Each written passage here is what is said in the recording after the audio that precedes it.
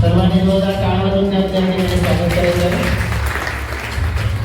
त्यानंतर तालुका अधिकारी पावणे खर्च येथून उपस्थित असलेले श्री सुनील चव्हाण साहेब तालुका पर्यवेक्षक कृपया यांनी सुद्धा स्टेजवर यावे. आपल्या शाळेचे मुख्याध्यापक सामान्य श्री वानखडे सर यांनी सुद्धा स्टेजवर विराजमान व्हावे अशी आपणास विनंती करतो. सर्वांनी जोरदार टाळ्या वाजवायच्या आहे.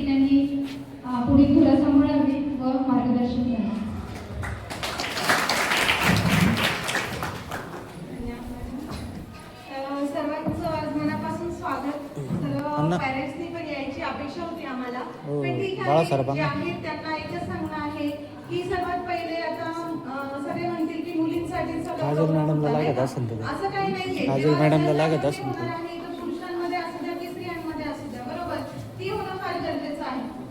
आज एवढं सांगते की आता 5वी ते किती 10वी पर्यंतच्या मुली आहेत ना तुम्ही सर्व, तर आता इथे समजा या सगळ्या मुलींमध्ये कोणाकोणाला पाणी येते, माझी पाणी माहिती आहे सगळ्यांना, लागण्यासारखं असं काही नाहीये, ते नैसर्गिक आहे, बरोबर. पाणी सर्व महिलांना येते, सर्व मुलींना पण येते, बरोबर. तर आता तुमच्यामध्ये कोणाकोणाला पाणी येते हात वर करून दाखवा. कसं मी केलंय तसं बाकीच्याकडे नाहीये.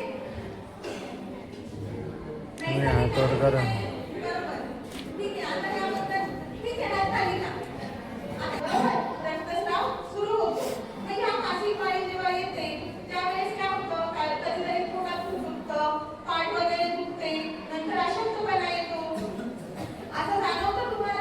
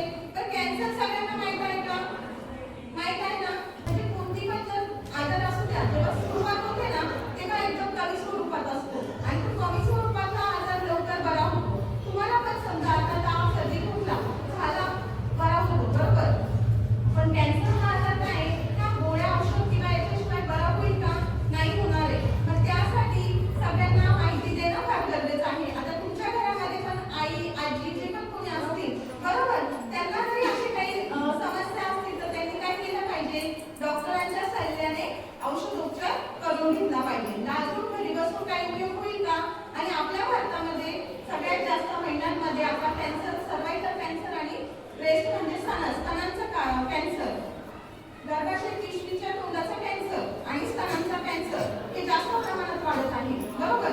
मग ते आपल्याला कसं बघता येईल? आता सगळ्यात पहिले पोलिओ तर सगळ्यांना माहिती आहे, बरोबर? पोलिओची लस सगळ्यांनी घेतली. त्याच्याशिवाय तुम्ही एवढे व्यवस्थित चालू करू शकले असते का? नाही. ती लस घेताना पण असाच प्रॉब्लेम आला असेल तर त्या लसीविषयी कितीतरी चुकीची माहिती पसरवली गेली असेल आणि अशा चुकीच्या माहितीमुळे काय होतं, ती लस लोक घेत नाही. त्याच्यामुळे काय होत होतं, हातपाय वाकडे होत होते मुलांचे, बरोबर? तर असा जो आजार होता तो होऊ नये म्हणून आता सगळे लसीला तयार होतात. पण तसंच आता कॅन्सरचा आजार हा घरोघरी काही दिवसांनी दिसत आहे. म्हणजे बरेच पेशंट आम्हाला बघायला भेटत आहे त्यांच्या अंगावरून पाणी जात आहे, दूषित वास येतो आणि जोपर्यंत खूप जास्त प्रमाणात खराब होत नाही आपलं गर्भाशय पिशवीचं तोंड, तोपर्यंत लेडीज ह्या कोणाला सांगत नाही, नवऱ्याला पण सांगत नाही, घरात कोणाला सांगत नाही. जोपर्यंत खूप जास्त त्रास होतो तोपर्यंत सांगत नाही आणि झाल्यानंतर काय होतं, मग कॅन्सर नंतर बरा होत नाही. आहे की नाही? पहिल्या आणि दुसऱ्या स्टेजमधला कॅन्सर तरी बरा होऊ शकतो, पण त्याच्यापुढचा कॅन्सर हा बरा होऊ शकत नाही. तर आज या लसीबद्दल माहिती आपल्याला वर्षा नेमारे मॅडम देतील, तर ती तुम्ही व्यवस्थित ऐकून घ्या. आणि याबद्दल आतापर्यंत तुम्हाला जर काही डाऊट असेल तर तुम्ही विचारू शकता. तुमच्या पण तुम्ही काही व्हिडिओज बघितले असतील, हेडफोन्स बघितले असतील, तर त्यामध्ये तुमचं काही तुम्हाला असं आठवून आलं असेल की काही चुकीची माहिती भेटते, तर ती चुकीची आहे की बरोबर आहे हे तुम्हाला डॉक्टर व्यवस्थित सांगू शकतात, बरोबर? तर आपल्या वर्षा मॅडम तुम्हाला आता थोडक्यात माहिती सांगतील HPV व्हॅक्सिन बद्दल. ठीक आहे, धन्यवाद. मॅडम अतिशय सुंदर अशी महिला आरोग्याच्या संबंधित माहिती सांगितलेली आहे. त्यानंतर मी डॉक्टर वर्षा मॅडम यांना विनंती करते की त्यांनी HPV लसीकरणाबाबत मार्गदर्शन करावे. नमस्कार, मी डॉक्टर वर्षा सुदाम पेमारे, वैद्यकीय अधिकारी, प्राथमिक आरोग्य केंद्र खंडस. सर्वप्रथम तुम्ही इथे जर सुंदर दोन मुली बसलेल्या आहात आणि सगळं शांतपणे ऐकताय, तुम्ही वेळात वेळ काढून इथे आलाय आणि एकदम एकाग्रतेने ऐकताय त्याबद्दल तुमचा धन्यवाद. अजून पाहायला गेली अशी अपेक्षा होती, पण तरी सुद्धा जे काही उपस्थित आहेत वॅक्सिनेशन बद्दल माहिती घेण्यासाठी त्यांना सुद्धा आभार. विशेषतः माननीय मुख्याध्यापक आणि शिक्षक मंडळ यांनी हा कार्यक्रम अतिशय चांगल्या पद्धतीने आयोजित केलेला आहे, तर त्याबद्दल त्यांचे सुद्धा आभार. आज आपण अत्यंत एका महत्त्वाच्या विषयावरती चर्चा करण्यासाठी ते थांबलेलो आहोत. तर आज आपण बोलणार आहोत स्त्रियांचा सगळ्यात महत्त्वाचा विषय म्हणजे गर्भाशय मुखाचा कर्करोग आणि याच्यावरचं संरक्षण म्हणजे सध्या राबवण्यात आलेली योजना म्हणजे HPV व्हॅक्सिनेशन. तर आपण आधी जाणून घेऊया की HPV म्हणजे काय. HPV म्हणजे ह्युमन पॅपिलोमा व्हायरस आणि या व्हायरसमुळे स्त्रियांच्या गर्भाशयाच्या मुखाचा कर्करोग होण्याची शक्यता असते. आजकाल वैज्ञानिक युग इतकं पुढे गेलेलं आहे की बऱ्याचशा कर्करोगांवरती लस उपलब्ध आहे.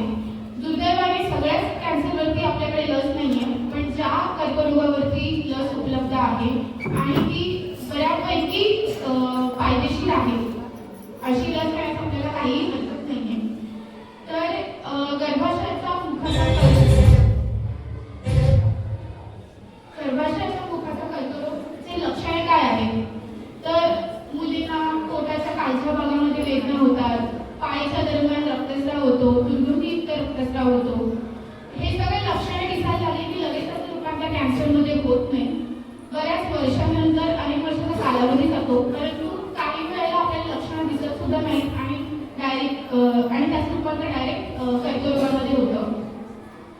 आणि आपण जर भारताचा विचार केला तर एकंदरीतच स्त्रियांमध्ये होणाऱ्या कर्करोगांपैकी गर्भाशयाच्या मुखाचा कर्करोग हा दुसऱ्या नंबरवरती येतो. आता सध्या पाहिलं तर HPV लस वॅक्सिनेशन हे आपल्यासाठी नवीन आहे, पण एकंदरीत 2006 पासून ही लस उपलब्ध आहे. जगभरात कोट्यावधी मुलींना ही लस दिली जाते.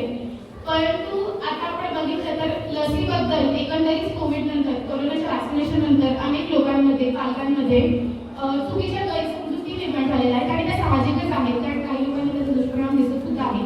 परंतु HPV लस ही पूर्णतः वेगळी आहे. ती कर्करोगासाठी आहे की ज्याच्यामुळे मुलींचं संरक्षण होऊ शकतं.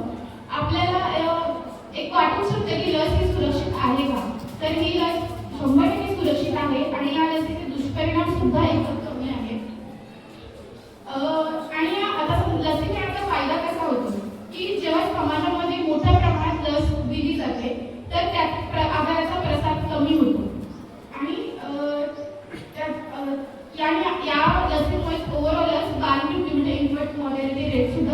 झाले आहे.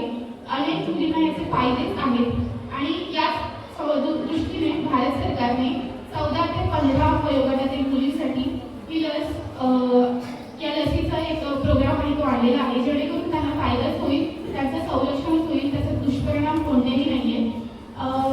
जर मुलींना काही समस्या असतील, पालकांना लसीबद्दल काही विचारायचं असेल किंवा शिक्षकांना सुद्धा काही विचारायचं असेल तर तुम्ही तुमच्या शंका नक्कीच विचारू शकता. त्यांचं निरसन आम्ही करू. मुलींना काही विचारायचं का?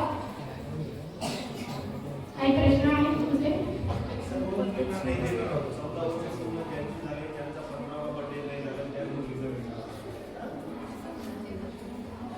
पालकांना काय विचारायचं?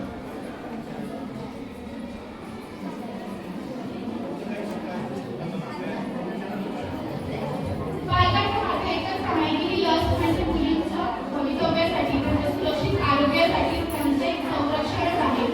त्याचे दुष्परिणाम तर काहीच नाहीये. त्याच्यामुळे मी शिक्षकांना सुद्धा सांगेल की जेवढे लाभार्थी आहेत त्यांना सगळ्यांना प्रवृत्त करा आणि पालकांना सुद्धा तेच म्हणणं असेल की आपल्या मुलीचं संरक्षण देखील आपल्या हातामध्ये आहे.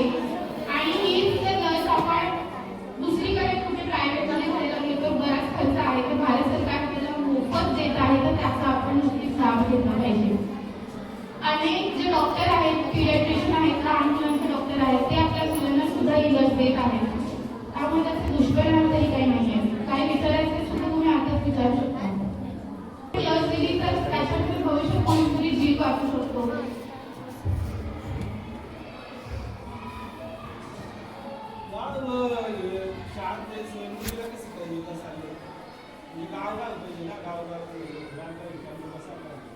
सगळीकडे आहे, पण आता शाळेत कसं एकत्र जास्त प्रमाणात मुली आहेत, पालकांशी संपर्क करणं जास्त सोपं आहे, त्याच्यामुळे आपण शाळेमध्ये हा प्रोग्राम घेतला. ही लस सगळीकडे उपलब्ध आहे. सगळ्या 14 ते 15 वयोगटातील मुली आहेत, तर सगळ्यांना आपण लस देणार.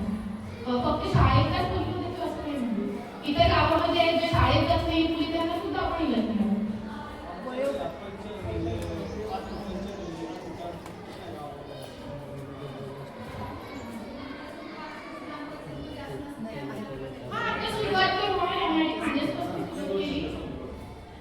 आपल्याला ह्या वयोगटाच्या मुली पुढे मिळणार आहे सगळ्या शाळेत, या शाळेत दुसऱ्या शाळेत, बरोबर. आपल्या आशा वर्कर यांच्या मार्फत आणि आपल्या आरोग्य सेवक यांच्या मार्फत आपण काय करतो, लाईन त्या आता एवढ्या मुली आपल्याकडे, एवढ्या मुलींना द्यायचे का आपल्याला नाही, त्याचं वयोगट नाही. ज्यांची 14 पूर्ण झाले आणि 15 पूर्ण नाही, या वयोगटामध्ये या मुली आहेत. आता मला सांगा, आपल्या या विभागातल्या मुली घरी आहेत का त्या वयोगटामध्ये? शाळेत आहेत का? खाली सगळे शाळेत आहेत. म्हणून आपण काय करायचं, इथं येतं शिक्षकांचे पालकांचं होईल म्हणून आपण हे वॅक्सिनेशन पूर्ण महाराष्ट्रभर आपल्याकडे नाही असं नाही. आता याच्यासाठी कसं होणार, आपल्याला हे वॅक्सिन आपण शाळेत किंवा घरी जाऊन नाही घेऊ शकत. हे आपल्याला आपल्या बोर्डचे आणि